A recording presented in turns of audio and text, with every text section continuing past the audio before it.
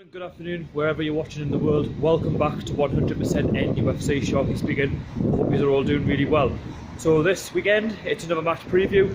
Newcastle United take on West Ham United at St James's Park at 3 o'clock kickoff. So this video will be split into three parts, of course. I'll be talking about West Ham United, and then I'll be talking about my team, Newcastle United, and then the final thoughts and predictions for the game this weekend. I've also got a West Ham fan coming on the channel this week, so stay tuned for that. He'll be giving you his thoughts from a West Ham perspective. Now let's jump into it. As you can see, I'm walking past St James's Park. Any wind, I do apologise. So let's look at the league table. It is 13th against 14th. We currently find ourselves in 13th place on 12 points, and West Ham find themselves 14th place on the same points. Now, both teams have won 3, drawn 3, and they have lost 7. Now, I think it's going to be a tough game this weekend, despite how well we've done. You know, we've picked up 3 wins in a row. West Ham, let's look at them. You know, their last game was at home to Manchester City. They lost that one, but to be honest with you, not many teams are going to beat Manchester City this season, of course, because of the squad that they've got, the depth that they've got.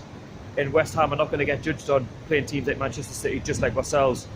West Ham, in my opinion, haven't had the best start of the season. I believe that they should have more points than 12. You know, if you look at the squad that they've got and some of the players that they've signed, such as Felipe Anderson and Yarmolenko, you know, you'd think with the money that they spend, this should be a lot higher in the table. You know, they've got a well-experienced manager in Manuel Pellegrini, you know, who won the Premier League with Manchester City. He's a well-experienced coach. He used to manage in the Spanish League also. He's got a wealth of Premier League experience. I think he'll even be looking at this fixture to put up a game for his team, and he'll even be thinking that West Ham should be playing a lot better. They should be a lot higher in the table, of course. West Ham, you know, that they've been okay. Like, you know, they didn't have the best start, and then they sort of pulled a run together, and then they've gone back to losing games again. This is why they are mid-table. West Ham, you know, players to watch out for on their side. They've got, again, Yarmolenko, who they've signed. Someone who's got a bit of pace, you know, pacey winger there, next to cause bother. You got Felipe Anderson as well, who they bought from Lazio, who I think's a bit of a steal. You know, he's had a lot of man of the match performances for West Ham. He's a Brazilian winger as well. He likes to cut in, you know, and create an opportunity and score goals. He's a threat who we, you know, be mindful of. If you look at their strikers as well, you know, they've got Hernandez. You know, they've got ex-Newcastle Andy Carroll, players that can, you know, come on and, you know, cause a bother to our back four. They've got Antonio, who's pacey as well. So West Ham, you know, they've got pace in abundance, especially going forward, and they've got a lot of options to choose from. In the midfield, you know, they've got their captain and legend, Mark Noble, as well, who likes to sort of, you know, make things happen from the midfield. He likes to sort of get forward, you know, create opportunities. I'm not too sure if he's suspended or not. I know he got a red card. I don't know if he's going to be available for this game or not, so I do apologise if I've got that wrong, but I know he is a threat. West Ham, they're not, for me, not consistent enough, and that's their problem this season. And like I say, they should be a lot higher up in the table. And I think if you look at our side and look at Newcastle, we've got a really good opportunity to get another 3 points this weekend against the Hammers. You know, we're currently sitting 13th in the league. You know, we've won 3 on the bounce, doing really, really well.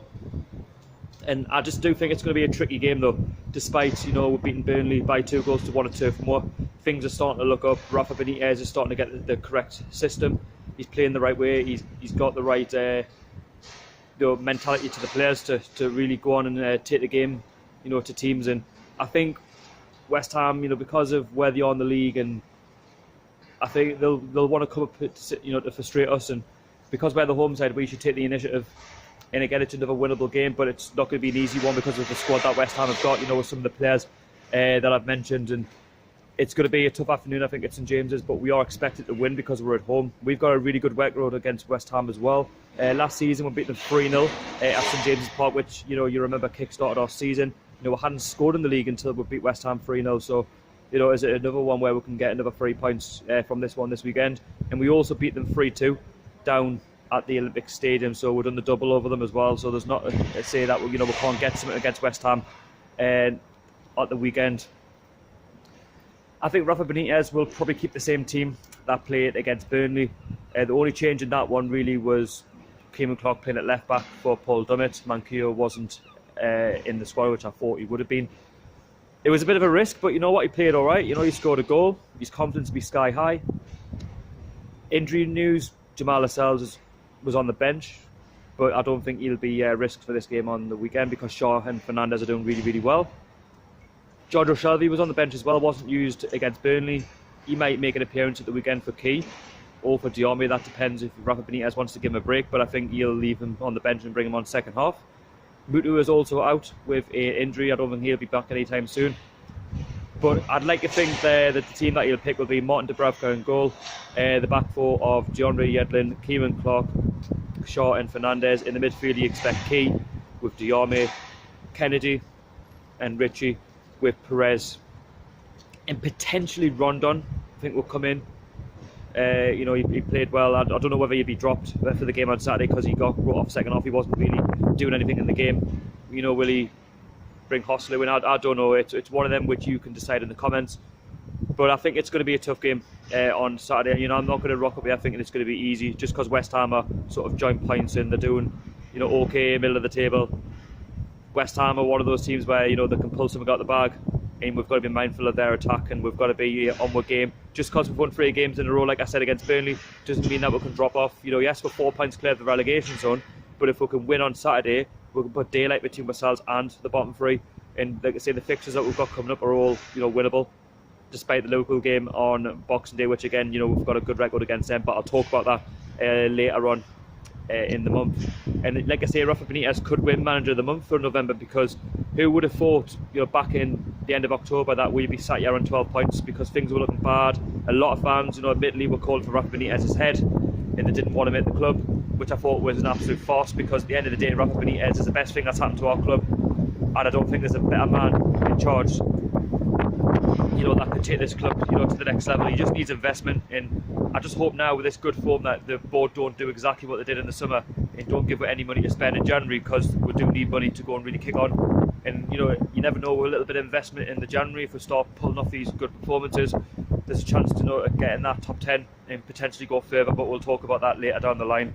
And like I say, fans need to be careful what they wish for, because at the end of the day we played 5 of the top 6, excluding Liverpool, which we play at the end of the month, which has already been said. We're playing teams which we're probably expected to beat, and we're just going to be sort of mindful and take one game at a time, which Rafa Benitez believes in, and I think that's true. You know, one game at a time, we'll focus on that team, and then we'll go out and do the business and get the result which we want. And I think, you know, there'll be a good crowd on Saturday. I know there's expected to be 11-minute walk-in or something like that. I don't see the point in that. I don't even see the point in the boycott, in my opinion. We're in a good moment. The last thing we want to be doing is sort of, you know, doing all these boycotts and things like that. But again, the fans can vote with their feet, I've said that.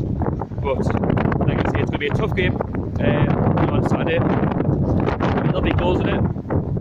I'm going to go for a score prediction of 2-1 to Newcastle. I reckon Rondon will score, and I'm going to go for Matt Ritchie. And then I reckon it'll be something like Philip Evans for West Ham United. But anyway, thank you so much for watching.